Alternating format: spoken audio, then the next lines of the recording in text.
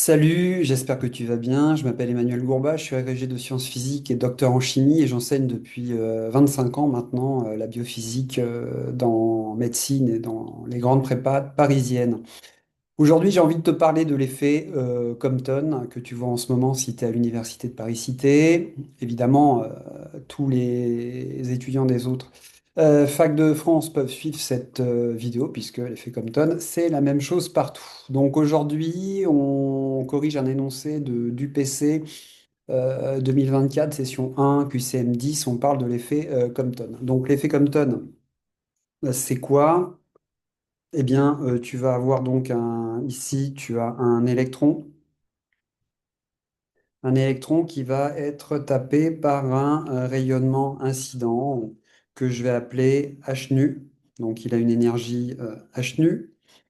L'effet Compton, ça concerne principalement les électrons qui sont les plus externes au niveau du cortège électronique, c'est-à-dire qu'on parle généralement des électrons qui sont les moins liés au noyau. Ce qui va avoir pour conséquence que lorsqu'ils vont être tapés par un rayonnement électromagnétique qui vient de l'extérieur, eh bien, ces atomes vont pouvoir être ionisés, il va y avoir départ de l'électron chez les atomes voisins. Donc, tu vas pouvoir avoir une ionisation, donc un trou dans le cortège électronique. Donc, l'état, tu sais, toi, que lorsque tu as une lacune dans le cortège électronique, tu as deux modes de désexcitation de l'atome, soit l'émission d'un rayonnement de fluorescence X, soit les fameux électrons auger, qui sont ces fameux électrons qui sont percutés par des photons X et qui dégagent de l'atome. Donc, globalement, tu as deux choses à savoir. C'est que ça va donc donner ce rayonnement incident de l'énergie à un électron qui va dégager. Donc l'électron, lui, il va dégager, il va bouger suivant un angle phi par rapport à la direction incidente du rayonnement électromagnétique. Et tu dois savoir aussi que eh bien, ce rayonnement électromagnétique ne va pas donner la totalité de son énergie à l'électron. Et tu vas avoir donc production d'un photon qu'on appelle un photon Compton de longueur d'onde supérieure à la longueur d'onde du photon ou du rayonnement incident, et lui part avec un angle θ que tu es capable de calculer avec une formule. Donc ici, eh bien, tu vas avoir E' qui va être l'énergie du photon Compton, qui a été créé après le contact, le choc entre l'électron et le photon incident, et ce sera H nu'. Nu, c'est la fréquence, tu te rappelles, et chose hyper importante, eh bien, tu vas avoir la longueur d'onde du rayonnement incident qui va être plus petite que la longueur d'onde du photon Compton. Ça, c'est important, ça veut dire tout simplement que l'énergie du photon Compton est évidemment plus faible par conservation d'énergie que l'énergie du photon incident. Donc tu as ce schéma.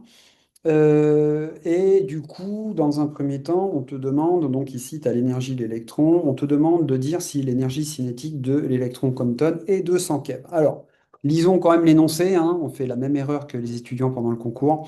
Il faut lire l'énoncé, c'est hyper important.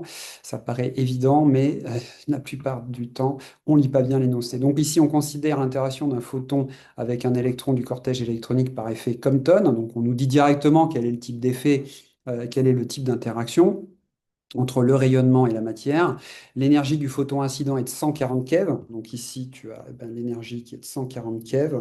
Et du coup, on te dit que tu crées un photon diffusé, le photon Compton, qui lui a une énergie de 100 keV. On te demande quelle est l'énergie de l'électron. Bon, ben, l'énergie de l'électron après le choc, c'est tout simplement l'énergie du photon incident moins l'énergie du photon diffusé qu'on appelle le photon Compton. Ça te fait 140 moins 100.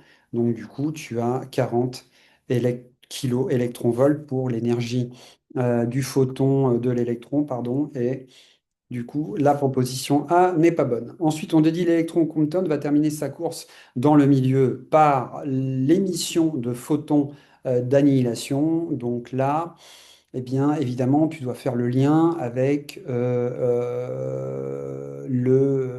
la radioactivité bêta+. Tu sais que dans le cas de la radioactivité bêta+, tu as émission de positons ou de positrons.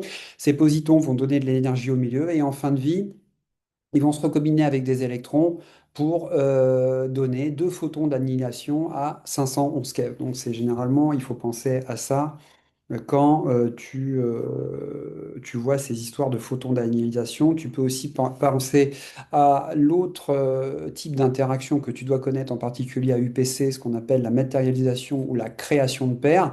À partir de 2 photons, tu peux avoir la création d'un positon et d'un électron. Et là aussi, eh bien, le positon, en fin de vie, va se recombiner avec l'électron pour donner 2 photons d'annihilation de 511 keV. Mais ici, tu as que de l'effet Compton, donc il n'y a aucune raison que l'électron Compton termine sa course dans le milieu en donnant 2 photons d'annihilation. C'est pas l'idée.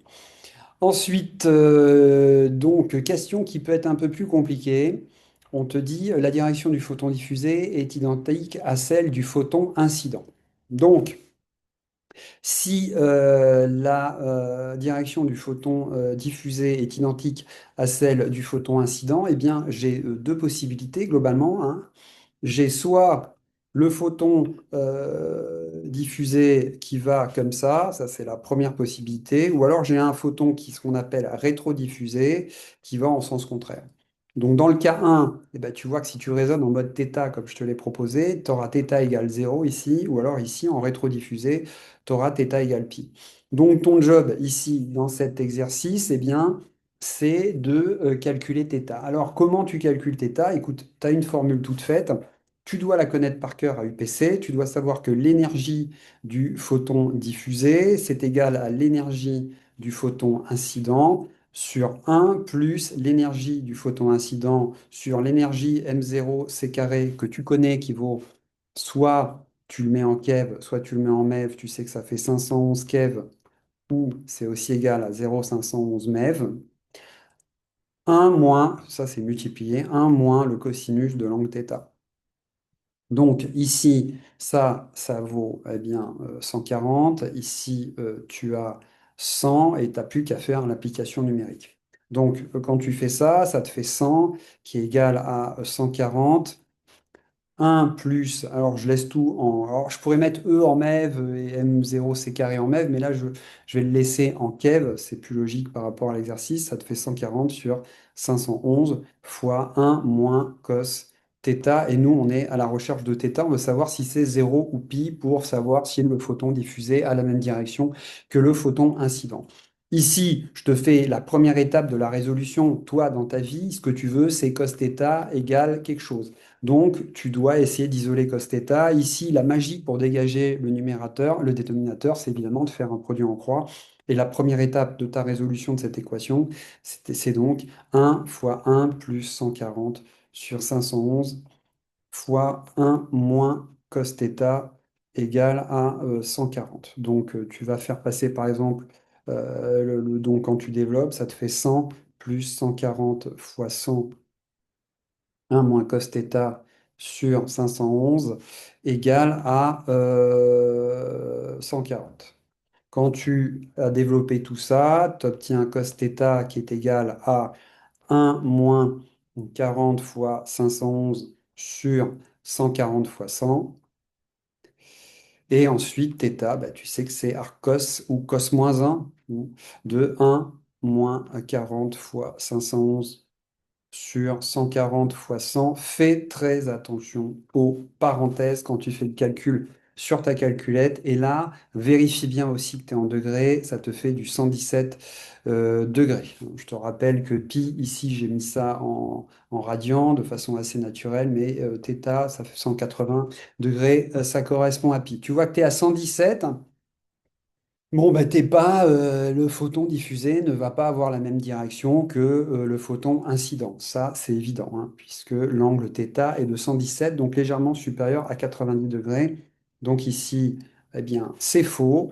Et par contre, comme je te l'ai dit tout à l'heure, quand tu as ce phénomène d'effet Compton avec un rayonnement incident qui vient taper les électrons des couches les plus externes, c'est-à-dire les électrons les moins liés au noyau, eh bien, tu peux avoir un phénomène d'ionisation. Donc l'électron va dégager, ça crée une lacune dans le cortège électronique, et toi, tu connais les 2 phénomènes qui te permettent de retourner à l'état stable.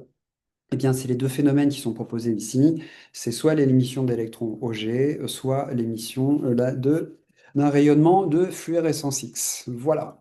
Eh bien, écoute, j'espère que l'effet Compton est un petit peu plus clair pour toi. Apprends bien cette formule pour le calcul de l'énergie. Visiblement, depuis quelques années à UPC, c'est important de connaître ça. Et n'oublie pas de t'abonner à notre chaîne. On va faire plein de vidéos de biophysique pour toi, en particulier à UPC, pour bien préparer le concours. Je te souhaite une bonne journée et je te dis à très bientôt.